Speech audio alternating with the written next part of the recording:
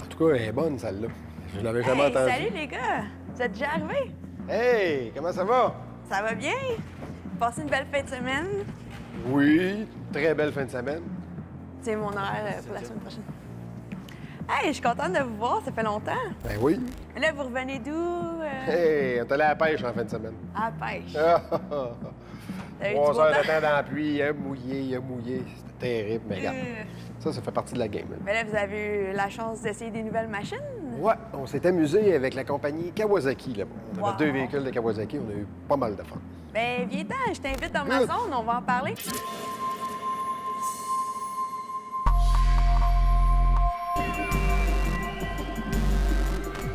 Bonjour tout le monde, on ouvre la zone quad avec Stéphane Miville, un chroniqueur qui vient souvent nous voir. Je suis très contente de te voir aujourd'hui, contente d'entendre parler du Kawasaki. Parle-nous de ça, ton voyage de pêche. Ouais, on a fait un beau voyage de pêche, mais on a eu la chance de tester 2 véhicules de Kawasaki, un TRX 4 places, un side-by-side, un véhicule côte à côte. Puis on a testé aussi le Brute Force 750, OK. un 4x4, un véhicule récréatif utilitaire. On a eu OK. bien du plaisir avec ça. Puis c'est un véhicule un peu plus familial ou c'est plus... C'est un véhicule 4 places, pleine grandeur. Fait que OK. des adultes en arrière, on est bien. Il y a suffisamment d'espace pour les jambes, beaucoup d'espace, beaucoup de dégagement pour la tête. Donc, Le il y a de la cooler place. pour la bière. Cooler pour la bière en arrière. Il y a de l'espace de rangement dans la benne qu'on appelle, OK. là, de cargaison à l'arrière. C'est un véhicule qui se comporte bien dans le sentier aussi. C'est pas un véhicule de grosse bosse, là. On parle pas d'aller OK. s'amuser dans les dunes de sable avec ça, là. C'est vraiment faire du sentier, partir en famille, amener les enfants, aller faire les pique-niques, aller C'est dans les l'idéal, auberges, ouais. c'est l'idéal.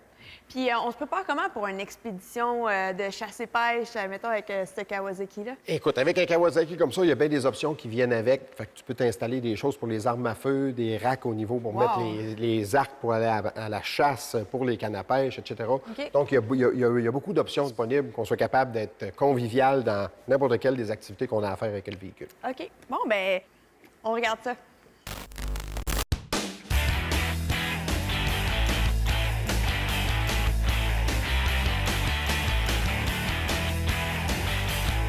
On est ici dans les Hautes-Laurentides, à la pourvoirie Pavillon Beauregard, un très bel emplacement.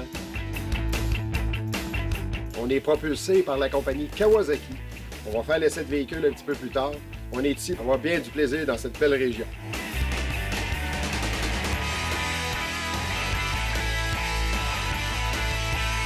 La compagnie Kawasaki Canada a gracieusement accepté de nous prêter un modèle 2017, le Brute Force 750 EPS, avec édition spéciale, couleur grise, édition spéciale, un beau véhicule. On parle d'un moteur d'environ 50 chevaux, c'est un 4 temps, 2 cylindres en V. On parle d'un différentiel avant qui est auto-bloquant, ajustable avec le doigt. Donc, bien intéressant.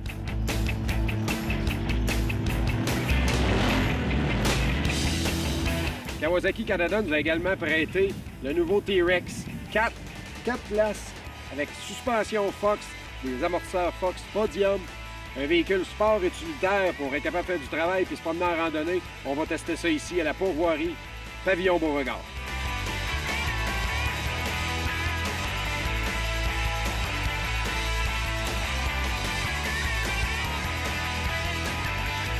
On vient de terminer notre essai de la Brute Force 750 2017 de Kawasaki. Un bon véhicule dans l'ensemble, on l'a bien apprécié. Faut dire qu'au niveau catégorie, c'est un sport utilitaire. C'est un petit peu un mix entre les deux. Kawasaki n'a plus de véhicules sport maintenant, seulement des véhicules qu'on peut dire utilitaires.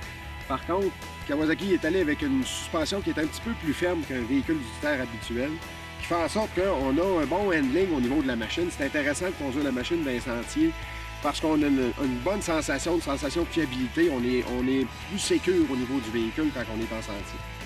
Côté performance, un V-Twin de 50 chevaux, 4 temps, Ça donne un très bon résultat. Les réponses de l'embrayage aux reprises sont très bonnes, c'est satisfaisant. Je peux vous dire que les vitesses de pointe sont assez intéressantes au niveau d'un 750. On atteint facilement les 100 km/h dans des sentiers privés. Donc, c'est pas un problème de ce côté-là non plus. C'est sûr qu'à long terme, sur une randonnée de 300-400 km dans une journée, on va peut-être sentir un petit peu plus de fatigue au niveau de la suspension parce que la suspension est un peu plus ferme. Mais dans l'ensemble, c'est un très, très bon véhicule. C'est un véhicule qui travaille bien.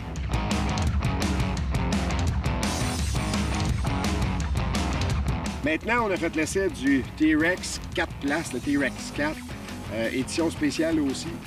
Là également, on a de la misère à comparer avec les autres compagnies. Le T-Rex est vraiment un 4 places d'adulte. Je pense que quand on s'assoit à l'arrière, les bancs sont confortables. C'est pas de machine pour aller faire de la bosse, aller rouler dans les bosses de 2 pieds. Par contre, c'est une machine qui fonctionne très bien en sentier, dans les bosses normales qu'on va retrouver dans une randonnée, une longue randonnée. On a une boîte de cargaison à l'arrière qui est relativement petite, donc c'est pas vraiment un utilitaire.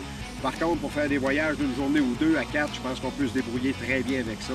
Puis le look qui est très beau, on a des beaux mags sur l'édition spéciale. Je pense que de ce côté-là, Kawasaki a bien réussi.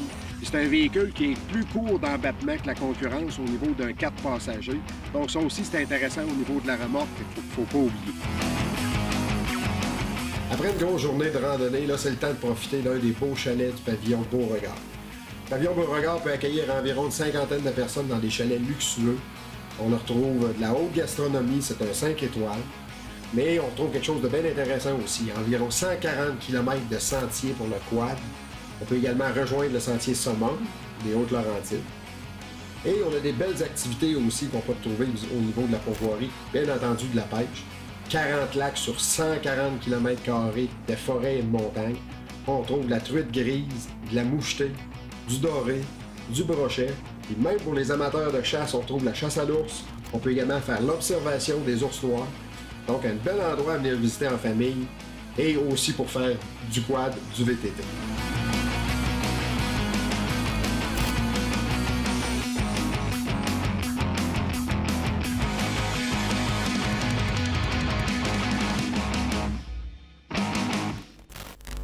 La Pourvoirie, c'est vraiment un beau spot. Vous avez vraiment eu l'air d'avoir beaucoup de plaisir en gang.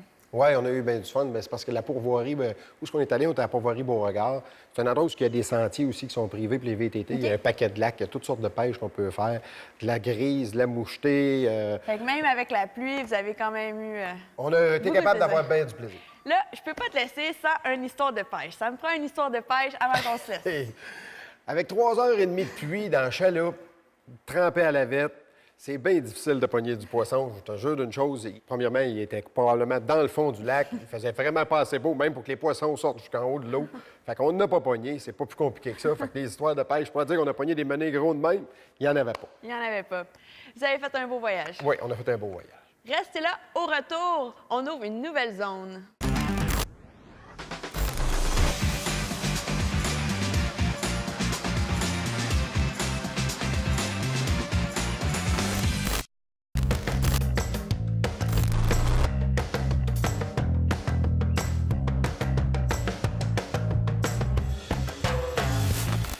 Phil, ça fait-tu longtemps que tu fais ça? À toi? Ah, écoute, ça fait. J'ai commencé légalement à en faire peut-être en 99, en 2000. OK. En ce coin-là. Ah, Cynthia? Hey, salut les boys. Philippe est arrivé? Ben oui, donne-moi une petite minute. Salut, ça va? Ça va bien, toi? Ben oui.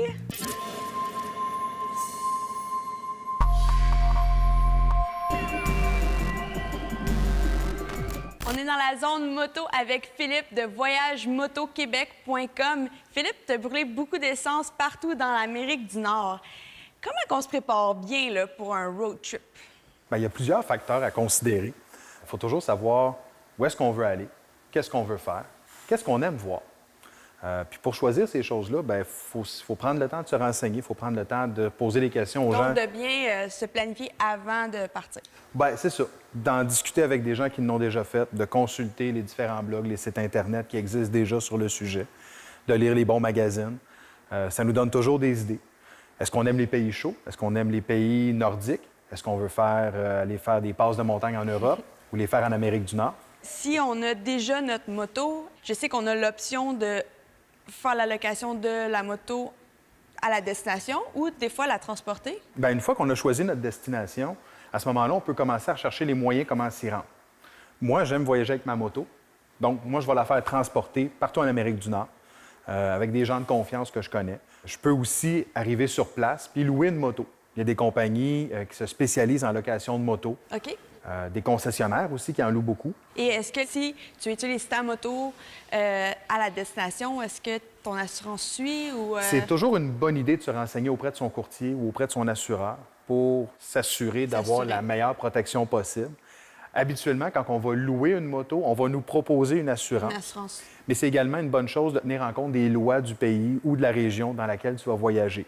Tout comme ton permis, il faut valider, est-ce que ça prend ton permis du Québec qui est valide ou est-ce que ça prend un permis international? International. Dans plusieurs cas, ça va être la file dans l'affirmative. As-tu déjà été à l'international comme en Europe ou... Pas nécessairement en Europe, mais j'ai fait beaucoup en Amérique du Nord, surtout dans l'Ouest américain. Je fais beaucoup la Nouvelle-Angleterre, le Québec, bien évidemment, l'Ontario, les Maritimes et tout ça. Si on est seul en moto, est-ce qu'il y a une façon de retrouver un groupe ou de se faire des amis pour faire le voyage? Il y a beaucoup d'associations qui sont justement membres de la fédération qui vont nous permettre de faire des connaissances, de s'organiser un petit groupe pour aller partir à l'étranger, pour faire des voyages de moto ensemble. On peut aussi se joindre à des groupes. Il y a des compagnies qui organisent le tout. Donc, on peut acheter notre voyage avec eux autres. S'inclure dans l'activité. Exactement, avec un guide ou tout ça.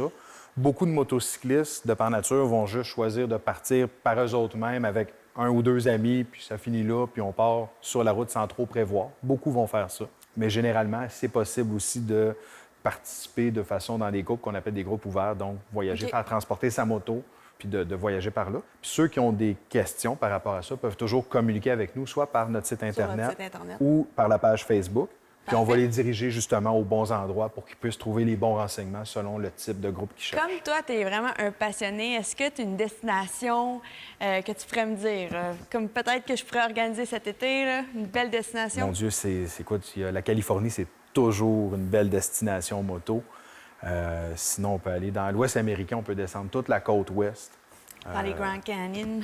On peut aller faire le Grand Canyon à partir de Las Vegas. On peut traverser Death Valley National Park. On peut vraiment aller faire des belles découvertes. Puis il y a moyen de rallier aussi plusieurs points si on est prêt à faire un petit peu d'autoroute des fois entre deux points majeurs. OK. Ça nous permet justement de raccourcir notre temps du voyage entre deux points, mais de s'assurer de voir des beaux points, des belles choses. Comment on se prépare bien pour un voyage agréable et sans pépins? Je pense que la première étape consiste à préparer son voyage, où est-ce qu'on veut aller, qu'est-ce qu'on veut voir. Ensuite de ça, une fois qu'on a fini de planifier notre route, bien, c'est peut-être d'amener la moto chez son concessionnaire, de voir à l'état mécanique de la moto. Est-ce qu'on a des bons pneus? Est-ce qu'on est... On veut pas avoir de... On veut pas de problème mécanique. bris mécanique, ouais. Exactement. Ensuite de ça, je pense que c'est aussi de bien prévoir les endroits où on pense dormir, coucher. Où est-ce qu'on fait les arrêts? Exactement. Est-ce qu'il faut se préparer côté quand on traverse les douanes en moto? Est-ce que c'est différent en auto? Bien, quand on va aux États-Unis, ça prend nécessairement notre passeport, ça prend nos permis de conduire. Tous les États acceptent notre permis de conduire à nous, aux États-Unis. Donc, les États américains qui sont limitrophes au Québec ont tous des arrangements avec la police. Donc, on va recevoir notre ticket par la poste si on en attrape. Si j'ai du temps de libre en fin de semaine, est-ce que tu as un itinéraire à me conseiller? Bien, moi, j'aime beaucoup aller visiter le Saguenay. Donc, souvent, ce que je vais faire, c'est que je vais monter la 155. Je vais aller vers la 170, vers la Tuque, puis je vais aller rejoindre le Saguenay par là. Puis on peut redescendre par la 138, qui est le chemin du Roi. Si on est plus du côté Rive-Sud, bien, on peut aller faire la route des navigateurs vers la 138. Sinon, on peut aller plus longer la frontière aussi. OK. Le long de la frontière, justement. Options. Oui, il y a beaucoup d'options au Québec. On a des super belles routes qui ne sont pas toujours super bien connues. On peut aller également, comme je dis, le long de la frontière. Donc, à partir de Sherbrooke, on peut longer la frontière jusqu'à Saint-Pamphile, puis on peut remonter à la 132 par la 204. Wow! C'est ta moto? Oui, c'est ma moto. Je pense qu'on va aller se payer une petite ride en fin de semaine ensemble. Bien, écoute, il n'y a pas de problème. Je serais très ouvert. Puis si en attendant, tu as besoin de renseignements ou si tu veux des idées d'itinéraire, bien, tu peux aller voir mon site web qui est voyagemotoquebec.com. Tout est gratuit. Merci, Philippe. Restez avec nous pour la suite sur la zone VL.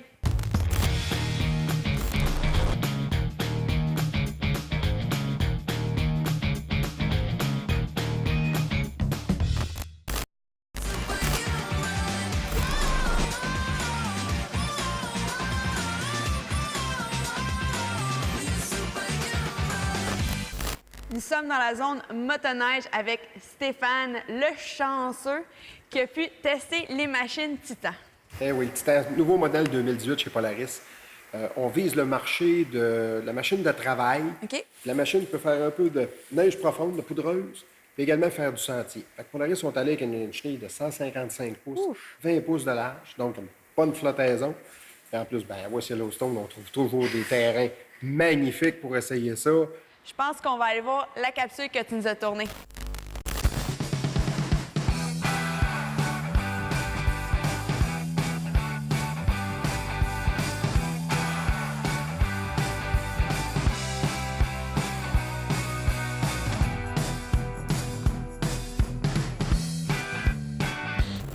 Polaris 2018, très intéressant pour le Québec. 2 nouveaux modèles, le Titan, une motoneige utilitaire, 155 pouces de long. Et puis, on le demandait l'année passée, on l'a eu cette année, un switchback en version XR. Ça promet pour la saison 2018 chez Polaris.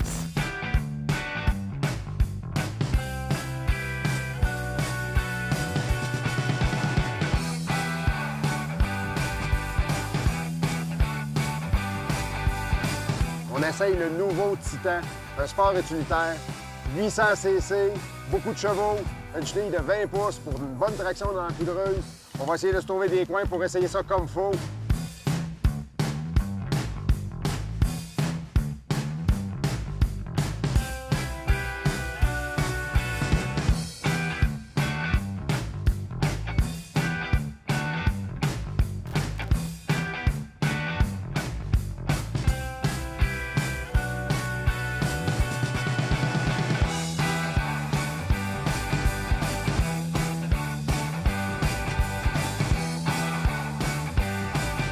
Comme vous avez pu le constater, on a trouvé un beau terrain, beaucoup de poudreuse pour essayer le nouveau Titan 2018 de chez Polaris.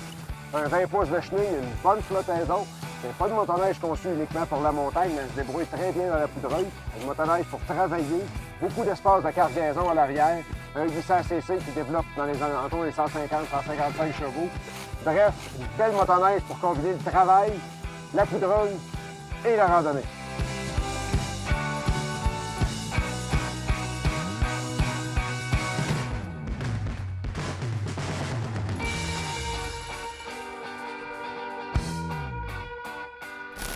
And the Titan's our new wide track, and it's being dubbed the Extreme Crossover. So what we mean by that is it does everything really, really well. You can ride it on trails fast, hard, and have a lot of fun. You can also take it off trail, not get stuck. You can tow a really heavy amount of payload, and you can also put quite a bit on the back rack, and it all does it very well. And won't get stuck. You got a few different track options. You've got an articulating rear suspension, so if you need to back up, you can back up over logs and over some deep snow. A few different shock packages, and a 20-inch wide track, so a lot of great flotation.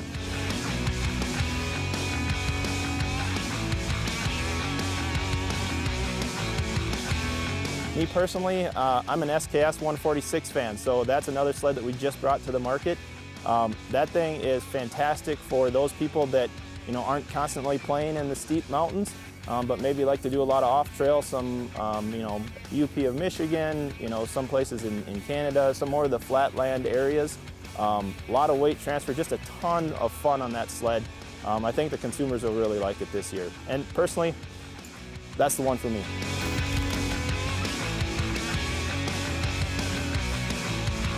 We've got a little bit better coolant flow now in the engine, so it keeps it cooler running. So around the 110 degrees Fahrenheit mark, and really that just helps the engine run a little bit cooler, a little bit smoother. So we have also added some oiling to the center gear of the crankshaft. So again, just trying to increase that durability for those high mileagers.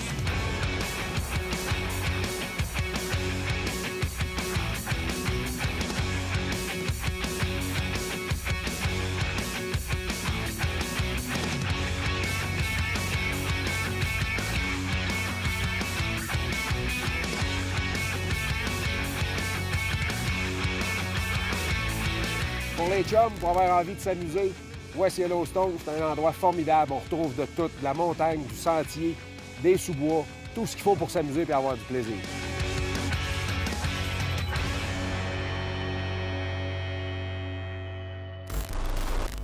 c'est le paradis de la poudreuse là-bas, c'est sûr. C'est incroyable, c'est vraiment beau. Écoute, on devait être à l'entour de 8000 pieds d'altitude à peu près. On avait même des collègues de travail qui avaient un petit peu de problème avec le souffle. La parce qu'il y a pas beaucoup respiration. d'oxygène, exactement. Fait que quand on respire, là, on prend le temps d'enlever notre casque, on bouge la machine tranquillement parce qu'effectivement, on manque d'air, on manque d'oxygène. Est-ce que c'est dur de déplacer la machine quand que vous êtes pris dans la neige? Parce que la poudreuse... C'est sûr que c'est des machines qui sont quand même assez lourdes. Hein. C'est une bonne machine de travail. Fait que c'est une machine qui est bâtie solide. OK. Des grandes chenilles, des chenilles qui sont larges. Fait que c'est sûr que c'est difficile à bouger quand on reste pris, quand on reste pris dans la poudreuse. C'est un petit peu plus compliqué. Mais on a fait, je pense, quelques belles images. Merci Stéphane, c'est toujours un grand plaisir de t'avoir en studio. Cynthia? Cynthia? Bon, elle n'est pas là. On s'en voit la semaine prochaine.